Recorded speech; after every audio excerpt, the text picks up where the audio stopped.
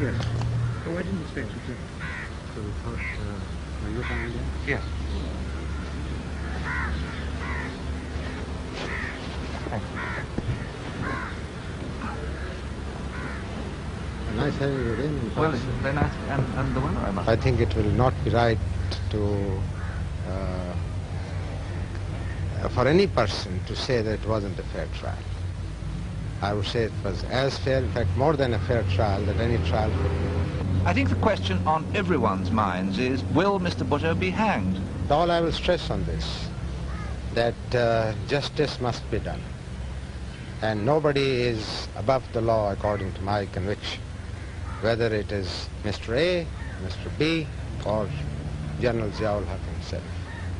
And justice must be done. It's unfortunate that the person who is involved in this case, who has been convicted, the former Prime Minister, happened to be a politician.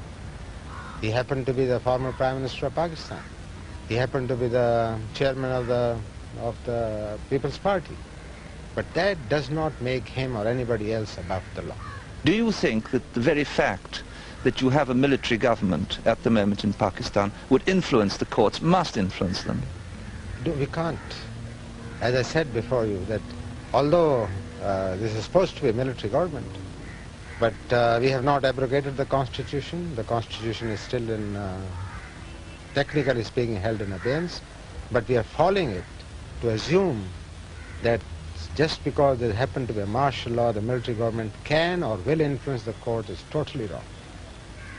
They are independent, and we respect their freedom. And I have always said that the judiciary must be independent of the executive, and they must do what the justice demands. Have you discussed the case with, say, the Supreme Justice? Or? No, sir. It's up to the judges to decide the court. I've read the verdict, yes. But you've not in any way advised, counseled, discussed? It's not done. If it can be done in England, well, I don't know. It's certainly not done here. Are you still holding to your idea of having free elections eventually? Sandy, we are committed. We are totally committed to revive the democratic procedures in this country. And the first basic step is the elections. And it is my effort, my government's effort, my colleagues' efforts, and except for an odd party, totally we are all endeavoring to create an atmosphere where we could hold free and fair elections, because the democratic process must have its evolution. Would it be a long way away? Oh, no. We don't intend to stay for years. Months rather than years? Yes, it certainly is months.